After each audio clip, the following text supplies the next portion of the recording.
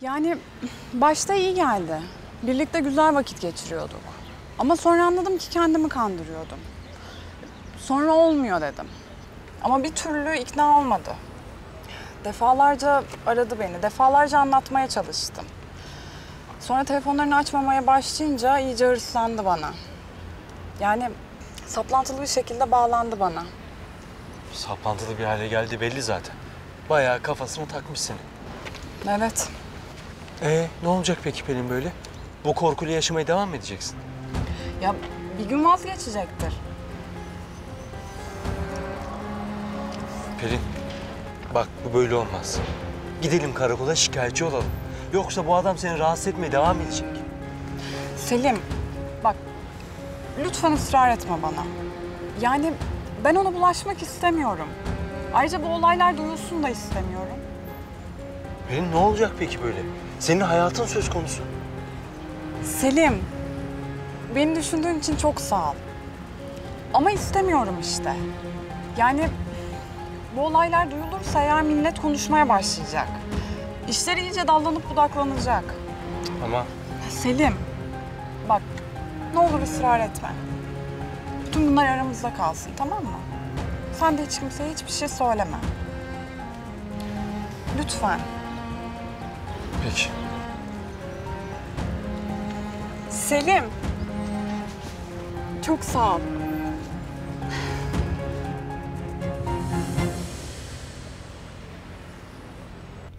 Yavrum, nur yüzlüğüm, ben size kızar mıyım hiç?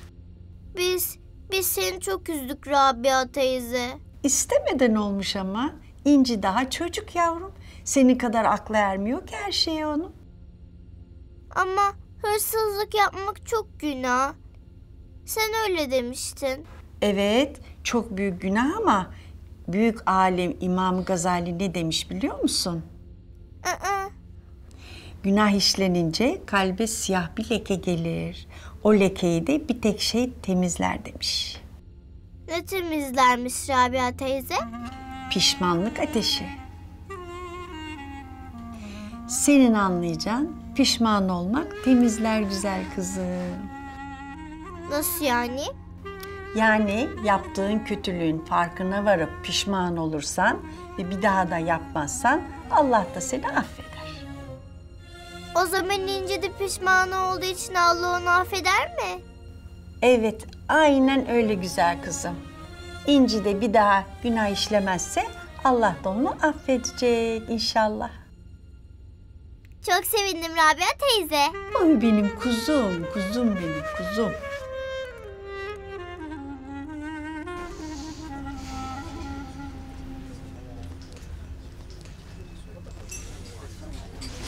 Canım nerede kaldın merak ettim. Ya fotokopi için giderken yolda bir arkadaşımı gördüm. Arabası arızalanmış. Onunla oyalandım biraz. Anladım. Ben de sınavdan çıktım işte. Evet ya, nasıl geçti? Çok kötü. Niye? Bütün gün çalışmıştın. Çalıştım da ne kadar boş gereksiz şey varsa onlara çalışmışım. Sorular hiç de beklediğim gibi gelmedi. Niye? Çünkü Pelin notları yanlış vermiş. Allah Allah. Niye böyle bir şey yapsın ki? Vallahi bilmiyorum Selim ama kendimi aptal gibi hissediyorum. Hayatım öyle düşünme. Belki bir yanlışlık falan vardır. Vallahi ben de ne düşüneceğimi şaşırdım artık Selim. Yani biz bu kıza güvenmekle her seferinde hata mı yapıyoruz acaba? Yok ya. Yani Pelin kötü niyetli bir kız değil. Hayatım notlar falan karıştırmıştır. Nasıl karıştıracak Selim? Yani bence gayet de bilerek verdi. Ya Pelin'in bu aralar kafası pek yerinde değil. Altında başka bir şey aramayalım biz. Kafası mı yerinde değil? Sen nereden biliyorsun? Yani kendi söylemişti ya. Sen de oradaydın. Ben hatırlamadım.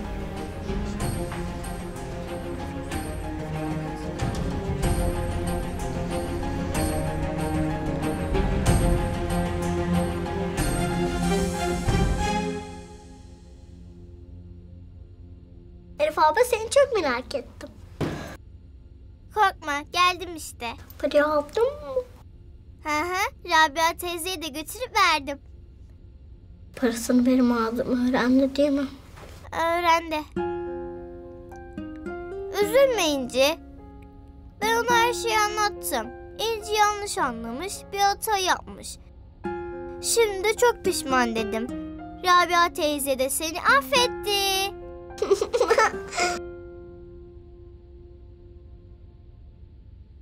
Ya gittim konuştuk işte. Bana böyle işveren çalışan ilişkisinden ziyade bir abi kardeş ilişkisiyle yaklaştı. Neler konuştunuz? Yani yaptığım şeylerden bahsettim. Lokantada çalıştığımı söyledim. Oto yıkama dükkanında çalıştığımı söyledim. Bir sürede inşaatlarda çalıştığımı söyledim. Ha Melek abla, sen galiba benim okul durumumdan falan da bahsetmişsin. Evet canım bahsettim. Sağ olsun. O konuda çok destekledi beni. Murat çatlayacağım şimdi ya. Ne iş yapacaksın söylemedi mi? Söyledi. E'si beni çiftliğe şoför olarak aldı. Ablacığım çok sevindim. Çok güzel bir haber bu. Ne zaman başlıyorsun? Yarın başlıyorum. Çok şükür ya. Sonunda nerede olduğunu bileceğim ya. Gözüm arkada kalmayacak.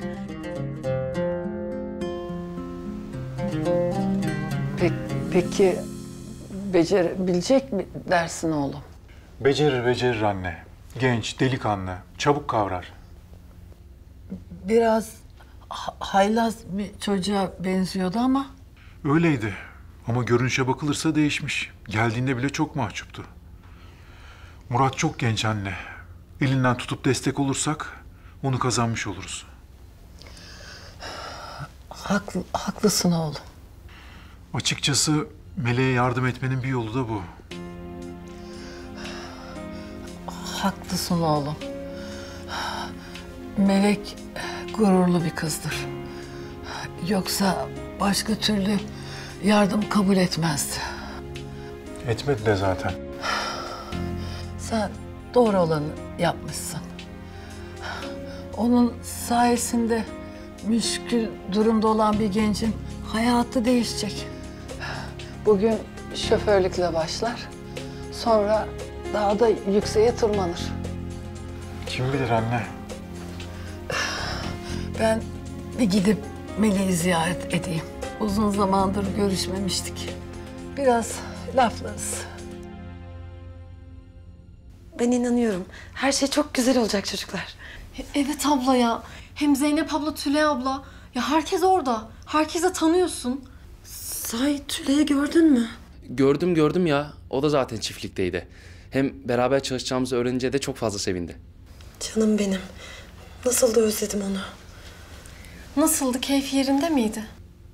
Ya Tülay abla iyiydi de iyi olmasına. Ya evde bir tane kız vardı. Bizim bu Tuğçe'nin bakıcısı mıymış neymiş. Tülay ablayla bir konuşması vardı, görmeniz lazım. Nasıl yani? Ya ne bileyim böyle küstah, böyle ukala, berbat bir şeydi yani. Böyle yok ben filtre kahveler istiyorum da yok oydu buydu. Ya acayip bir şeydi yani. Allah Allah. Ay ne ayıp. Kimmiş ki o kadın Murat? Ben gittiğimde de görmedim onu. Ya nereden bileyim abla? Ama var ya Bak tam diyecektim ki ya sen koskocaman bir kadınla nasıl böyle konuşabiliyorsun diye sustım, karışmadım. Aman Murat'cığım sen öyle şeylere karışma sakın. Ya yap be ablacığım, ne karışacağım zaten. Ben salla başı al maaşı. Ekmeğime bakarım. Ha ama bak baştan da söyleyeyim. Zaten o kız benimle de asla o şekilde konuşamaz. Velev ki konuştu, atarın Allah'ını görür.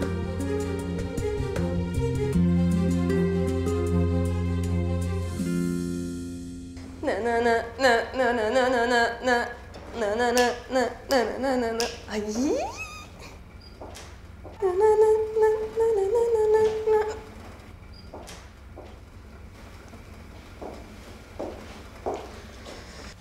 Hayırdır Asuman?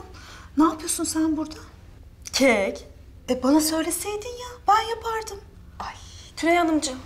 Yani zaten siz çok çalışıyorsunuz, çok yoruluyorsunuz.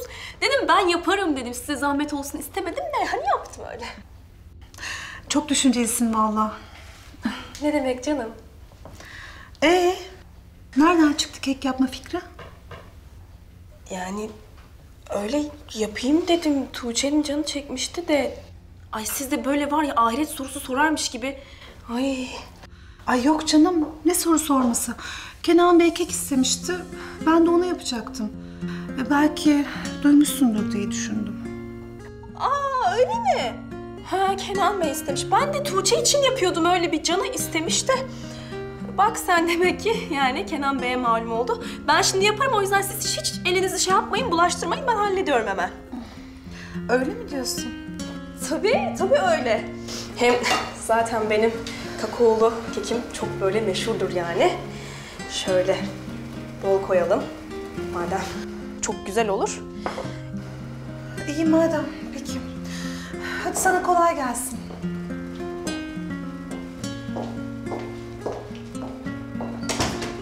Ay sen kek mi istedin? Na na na na na na na na na na na na na na. Haydi eller havaya. Na na na na na na na na na na na na na na na. Allahu Ekber, Allahu Ekber, Allahu Ekber. Hayırdır inşallah. Bu ne ki şimdi?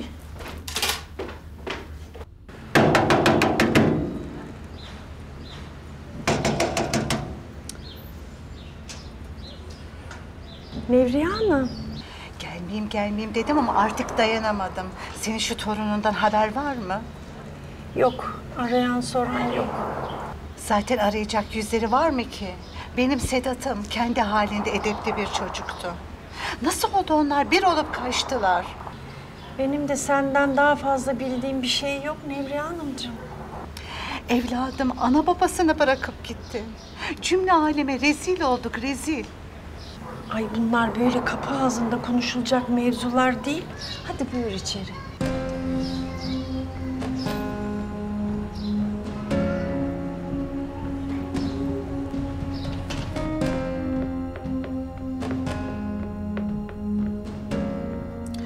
Bu yaştan sonra da mı bunlar başımıza gelecekmiş demek? Ben onu ne yemeklerle büyüttüm. Bu boya getirdim niçin? Bizi bir başımıza kosundan, elin kızıyla kaçsın diye mi? Sedat benim tek evladım. Tam mürüvvetini görecektik. Şu başımıza gelenlere bak. Zaten bu saatten sonra dönerlerse hiç dönmesinler. Ararlarsa aynen söyle. Ana babayı tanımayıp başına buyruk işler çevirirlerse... Nevriye Hanım bir dur. Salim kafayla bir konuşalım. Rabia Hanım, evladım gitti gideli. Ben kendimde değilim. Kaç günlerden beri gözüme uyku girmiyor. Rezil rüsva ettiler bizi. Sakız olduk milletin ağzına. Yusuf Bey desen sinir küpü. Ama en çok da Ebru şaşırttı beni. Ne masum, terbiyeli kız derdik. Meğer ne yere bakan yürek yakanmış. Nevriye Hanım öyle demeyin ne olur. Benim Ebru'm terbiyeli, merhametli kızdır. Bakmayın gençlik işte uymuş. Yok orada dur. Senin torunun benim saf oğlumun aklını kurcalamasa bunlar olmazdı. Ebru'yu iyi bilirdik. Hele senin gibi bir kadın yetiştirmiş diye. Çok şaşırttı bizi çok. Nevriye Hanım. Bu affedilir şey değil. 1000 kere özür dileseler bu iş düzelmez. Dedim ya, ararlarsa hiç dönmesinler. Vallahi billahi babası Sedat'ı öldürür. Nevriye Hanım, Hiç gelme, çok sinirliyim.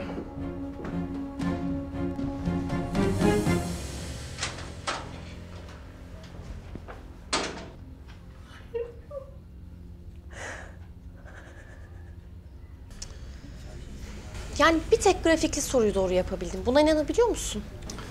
Aşkım tamam, sıkma artık bu kadar canını. Çok kötü oldu, çok.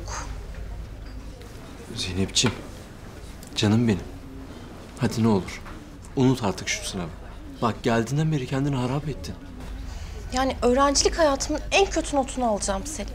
Ya olsun, ne olacak? Bir dahakine telafi edersin. İçime sanki bir anne kaçtı benim ha. Of Selim. İşte hep böyle gül, güzel karım benim. İyi ki varsın. Sen ne yaptın ben sınavdayken? Hayatım, söyledim ya, arkadaşımın arabası bozuldu diye. Onunla oyalandım. Doğru söylemiştin de ben işte sınav stresinden algılayamadım ki. Kimdi arkadaşın? Sen tanımazsın ki. Sosyoloji bölümünden. Tanımazsın sen. Anladım. Ne yapalım, kalkalım mı artık? Hadi kalkalım.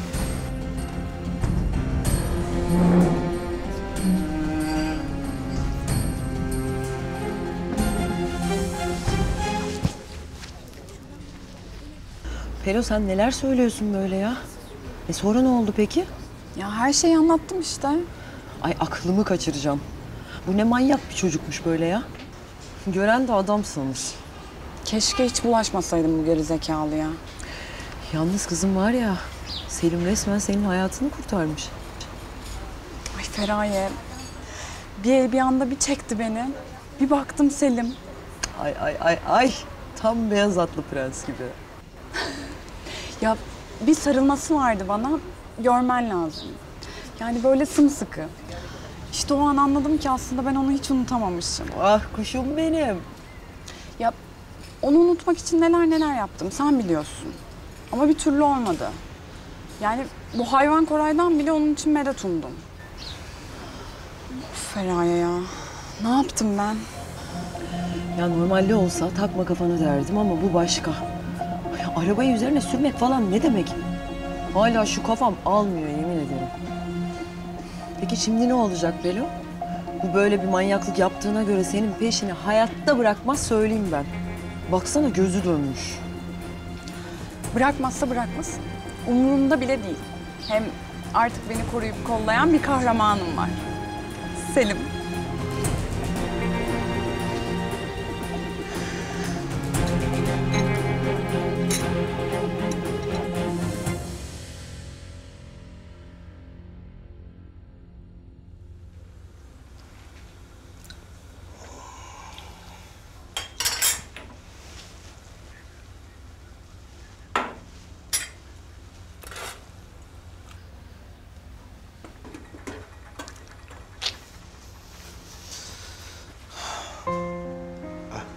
Uyanmışsın.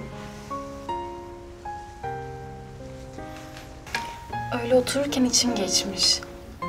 De sen ne yapıyorsun? Nefis bir çorba yaptım. Neymiş o? Sürpriz. Ya kaç gündür adam gibi yemek yemedik. Ben de dedim Serdar Şef'in özel spesiyalitesi kıymalı patates yapayım dedim. Sever misin? Severim. Tamam o zaman. Ben de sana yardım edeyim.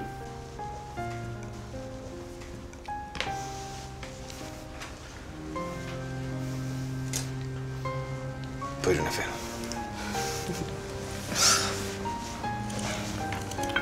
Yemek yapmaktan anlıyorsun. Yani elim bayağı yatkınmış. İster istemez. Hayat şartları zorla o eli yatkınlaştırıyor işte. Nasıl yani? Ya ben yıllardır yalnız başına yaşayan bir adamım. Öyle deneme yanılma yöntemiyle orta sınıf bir aşçı oldum diyebilirim. Ya. Ya tamam. Dışarıdan da bolca yemek söylüyorum. Ama ev yemeği gibisi olmuyor tabii. Ya orası öyle tabii. Yani tencere yemeği bir başka. Bakalım özel tarifimi beğenecek misin? Bilmem. Yani beğenirim herhalde. Ya tarifini bana da söylersen neden olmasın?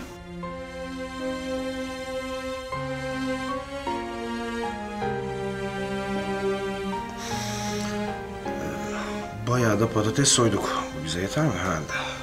Ya yeter yeter. 2 kişiyiz sonuçta. Yani çok bile. Tamam o zaman. Ben de kıymayı kavurayım artık. Görelim bakalım.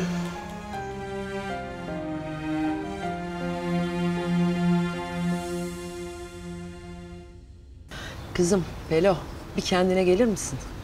Ay kendimdeyim Feraye. Hem de hiç olmadığım kadar. Bence sen şu an mantık çerçevesinde düşünemiyorsun. Kızım farkındasın değil mi?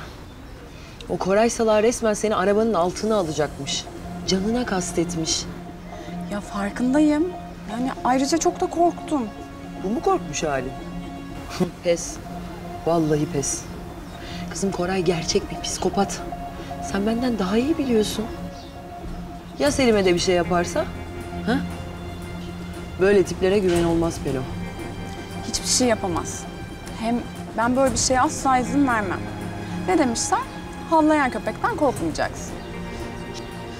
Yalnız bu pek avlamıyor. Bayağı ısırıyor. Ay Feraye, içimi kararttın resmen. Yani ben sana Selim dedikçe sen bana Koray diyorsun. Peki tamam. Ben senin için söyledim. Benim için. Selim de benim için kendini tehlikeye attı. Düşünebiliyor musun Feraye? Beni koruyabilmek için. Ay, o kolunu belime öyle bir sardı ki... O anda birbirimize o kadar çok yaklaştık ki... Görmen lazım. O an hiç bitmesin istedim. Yani dünyanın sonuna kadar onunla öyle kalabilirdim göz göze.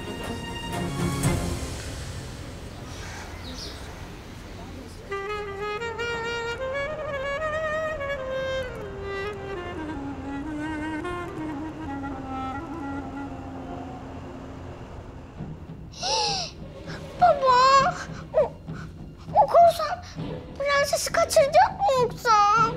İzleyelim görelim bir tane. Prens neden kurtarmıyor ki prensesini?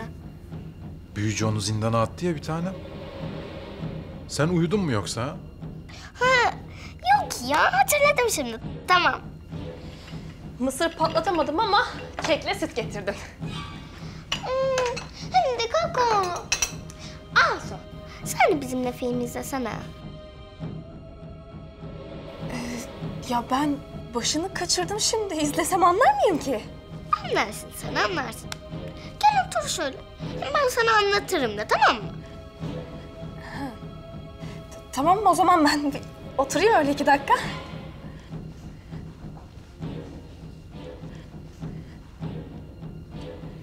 Tuğçe'cim hadi kek yiyelim.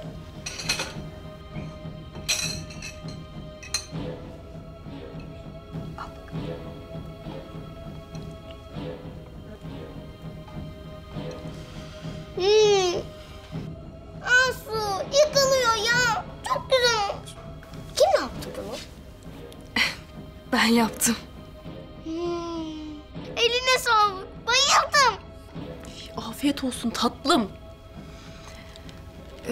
Kenan Bey, ben yersiniz diye sizin için de getirmiştim ama... Buyurun. Sağ ol Asuman. Yemekten yeni kalktım. Hadi baba. Ben sanma ya. Bir tanecik yeter. Ne olacak ki? Bir tanecik. Yemek isterse yer Tuğçe'cim. Yani babana ısrar etmeyelim. Ya yesin işte. Baba bir dilimcik ye ya. Ne olur. Bak çok güzel olmuş gerçekten.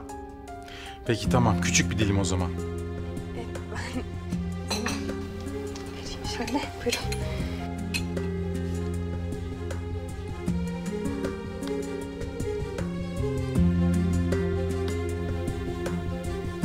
Asuman. Allah Tuğçe'nin dediği kadar varmış. Eline sağlık. Afiyet olsun. Beğendiğinize sevindim. Baba, prens zindanın kapısını açtı. Prensesini kurtarır birazdan.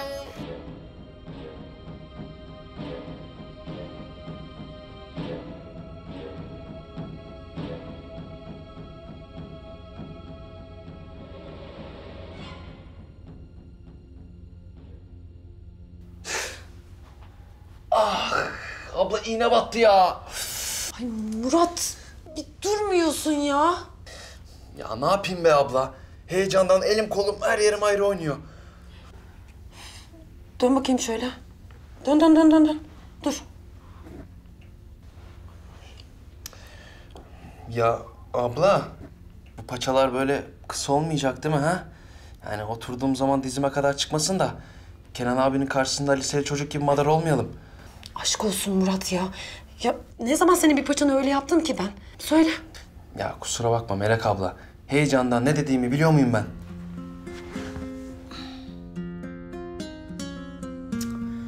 Ya Murat, bir dik dur. Ya tamam abla ya.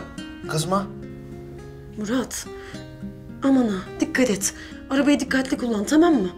Öyle heyecanlanıp deli deli kullanmak yok. Ya sen merak etme Melek ablacığım. Ben o arabayı evelallah kaymak gibi götüreceğim. Ne demişler?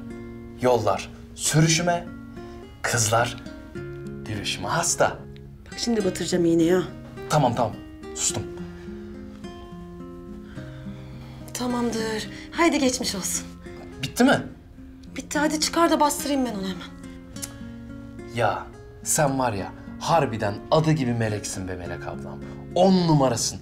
Şimdi çok güzel bir vitamin hak ettin bak.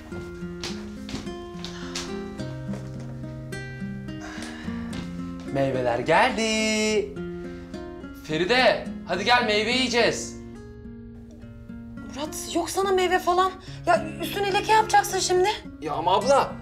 Murat, hadi koş çıkar üstündeki. Ya bari bir tane alsaydım abla ha? Yürü. Tamam.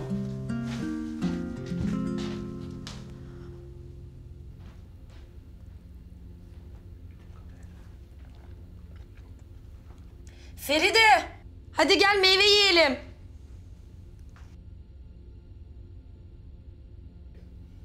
Ya, ne çabuk bitti film ya. Ne güzel izliyorduk işte. Prenses kurtuldu bir tanem. Büyükçe bir korsanın gemisine binip kaçtı.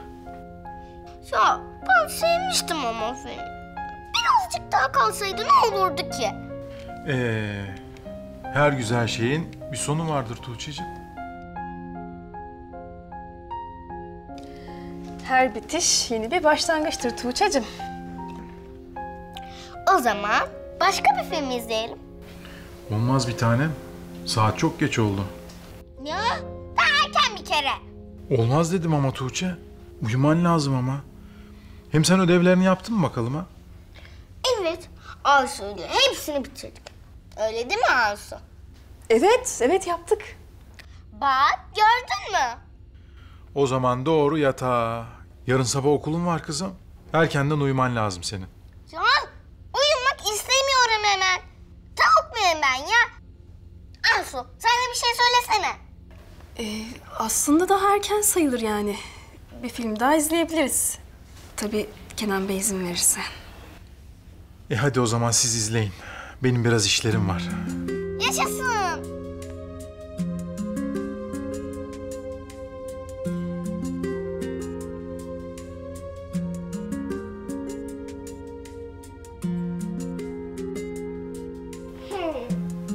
Ne izlesek acaba?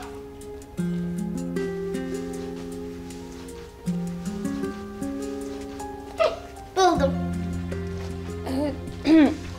Ya saat de geç oldu hani. Ne yapsak başka zaman mı izlesek Tuğçe'cim? Ya babam izin nerede ama? Tatlım. Yani sonuçta baban ben rica ettiğim için evet dedi ama şimdi saat epey geç oldu. Yarın izleriz zaten.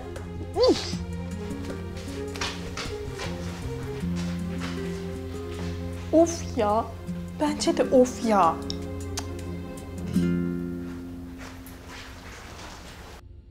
Ya Berat'ın yüzüne ben nasıl bakacağım? Seni affetti dedim ya.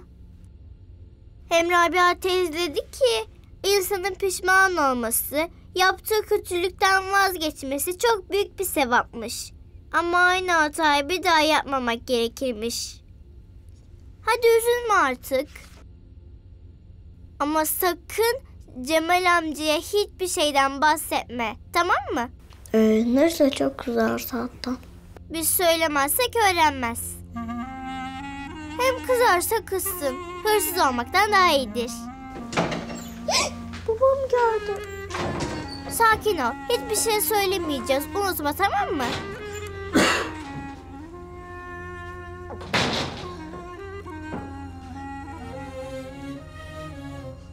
Git bak bakayım, ben salonda mıyım yoksa değil miyim?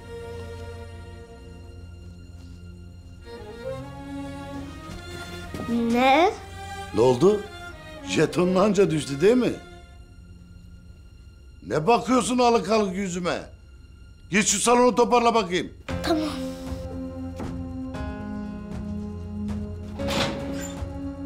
Sen gel bakayım şöyle.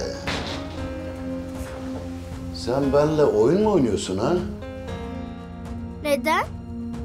Çalamam dediğin paraları getir, dolabın içine saklamışsın. Orada gördüm. Hayır, yani madem çalıyorsun, niye efendi getirip avucuma saymıyorsun ki? Ben... Pişman oldum, benden sakladın değil mi? Ama yemezler. Benim gözümden kaçmaz. Bir daha bana sakın yamuk yapmaya kalkma. Yoksa bu ellerini kırarım senin. Anlaşıldı mı? Aferin örgülü. Madem bu işi öğrendin, yine yapacaksın. Ama bu sefer efendi gibi paraları tıkır tıkır avucuma sayacaksın. Tamam mı?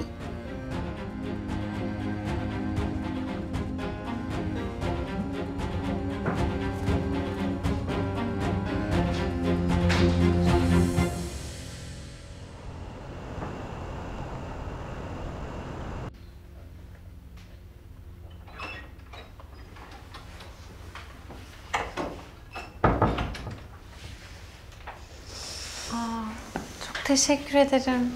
Ne demek hayatım? Senin kadar tatlı değil ama idare et artık. İdare mi edeyim? Bu benim en sevdiğim tatlı. Biliyorum. Afiyet bal şeker olsun bir tane. Ya Zeynep, ne diyeceğim? Kaç saattir çalışıyorsun, yorulmuşsundur. Biraz ara ver istersen. Of. Ah. Çok fena tutulmuşum ben. Ne? Benim güzel karımın boynu mu tutulmuş? İşte buna asla müsaade edemem. Zeynep, bak aramızda kalsın ama bana eskiden son kulunç açıcı Selim derlerdi. Son kılıç açıcı mı? Evet. Ay hiç güleceğim yoktu Selim. Gülmek bir insana anca bu kadar yakışır zaten. Bu güzel bakışlarınız sayesinde çok iyi bir masajı hak ettiniz Zeynep Emiroğlu.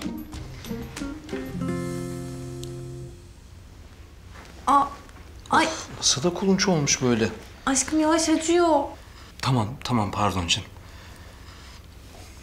Zeynep, ya bizim yarın okul yarım gün biliyorsun değil mi? Acaba çıkışta bir şeyler mi yapsak? İyi olur aslında.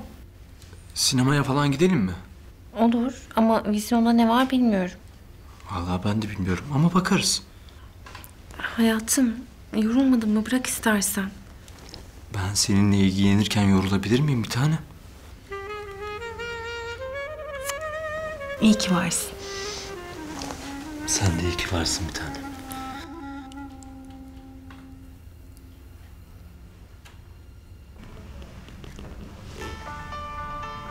Of, yine mi sen ya?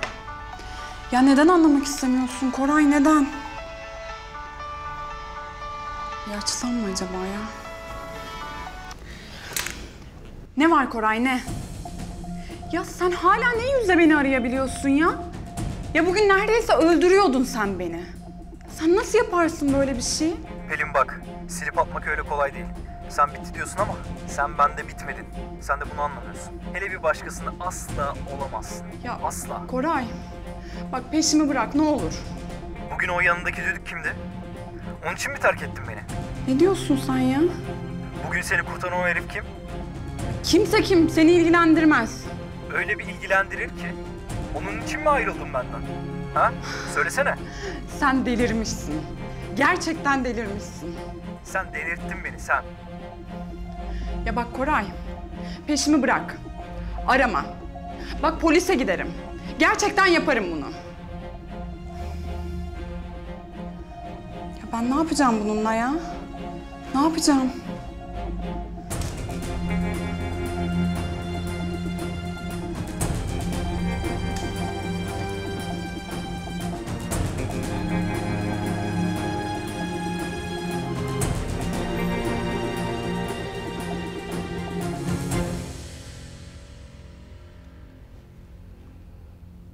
Hadi Ebru'm, hadi yavrum. Kaçtır arıyorum be çocuğum. Aç şu telefonunu be güzel kızım.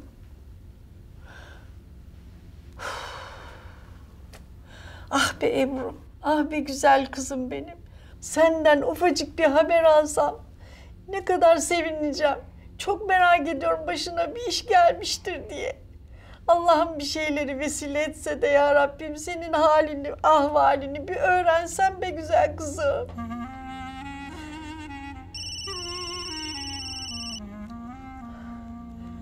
Kuzum, Ebru. Anneanne. Yavrum, ah sesini duyuran Rabbime şükürler olsun yavrum. Nasılsın kuzum? İyiyim anneanne, iyiyim, merak etme. Nasıl merak etmem yavrum, nasıl merak etmem? Sen benim göz bebeğimsin. Ah ah. Hep aklımdasın, hep aklımdasın yavrum. Öyle çekip gittiniz. Büyüklerinizi çiğneyip de. Hadi gelin artık da her şeyi usulünce yapalım yavrum be. Ben de seni bunun için aradım aslında. Yavrum, güzel kızım benim. Geliyor musunuz yoksa? Ne zaman geliyorsunuz? Biz dönmeyeceğiz. Neden dönmeyeceksiniz? Olanları biliyorsun anneanne. Düğün falan. Sedat dönmek istemiyor. Lafın sözün altından kalkamam diye. Beni merak etme diye aradım anneanneciğim. Yeni bir hayat kurduk kendimize. Allah'a çok şükür iyiyim.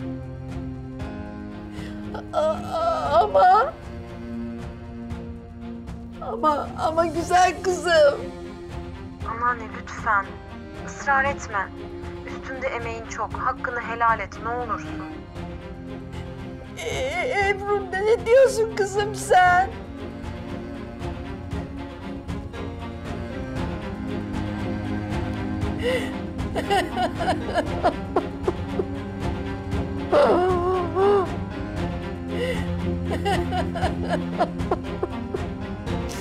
Yavrum benim kara gözlü kızım. Sen beni nasıl bırakıp da gidersin? Nerelere gidersin?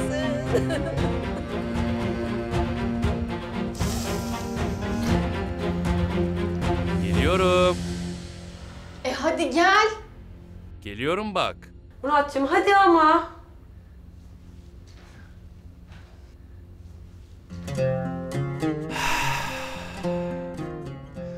Ta ta ta ta.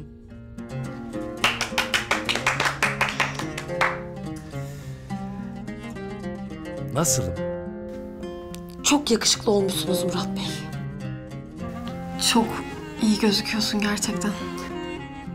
Yani pek göstermem ama bizde de var bir şeyler değil mi?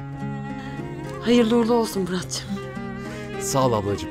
Ha, vallahi bak ilk maaşımla sizi şöyle güzel mi güzel lüks bir restorana götüreceğim.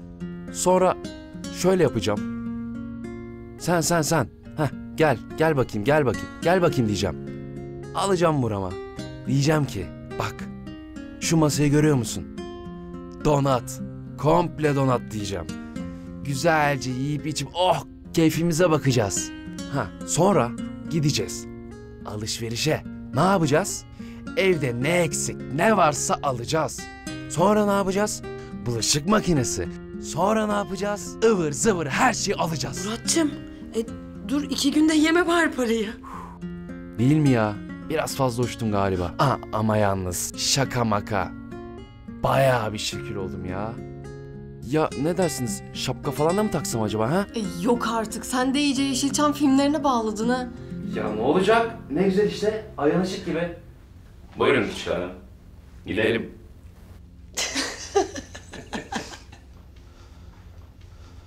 Ne dedin? Kimlik fotokopisi. Başka? 6 tane vesikalık.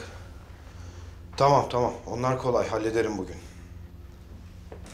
O dediğini muhtardan halletsek olur mu? Hangisinden olduğu fark ediyor mu peki? Tamam birader, eyvallah.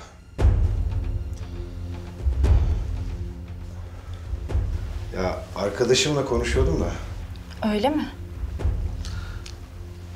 Evraklar için kimliğine ve 6 tane de vesikalığa ihtiyaç varmış. Tamam, bir saniye çantamda olacaktı.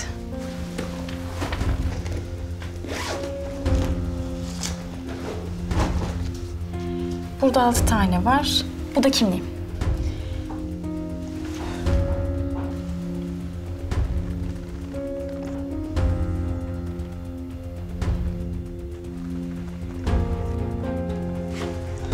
Ben akşam çok geç kalmam. Tamam.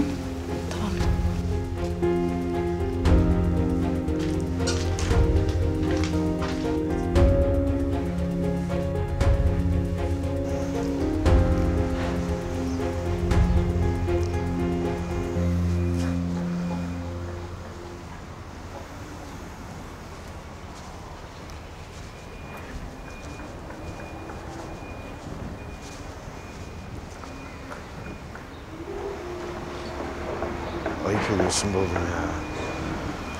Topla kendini.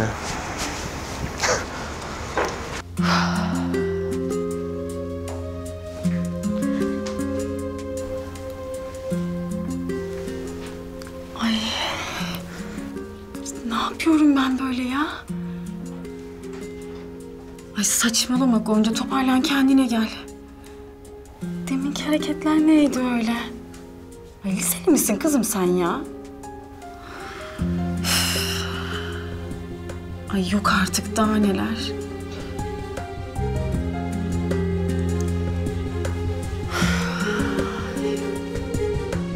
Ah zaman vurur geçer yüzüme, acısı kalır gözlerimde. Gurur yakar, içim kor olsa da dilim susar sözlerimle.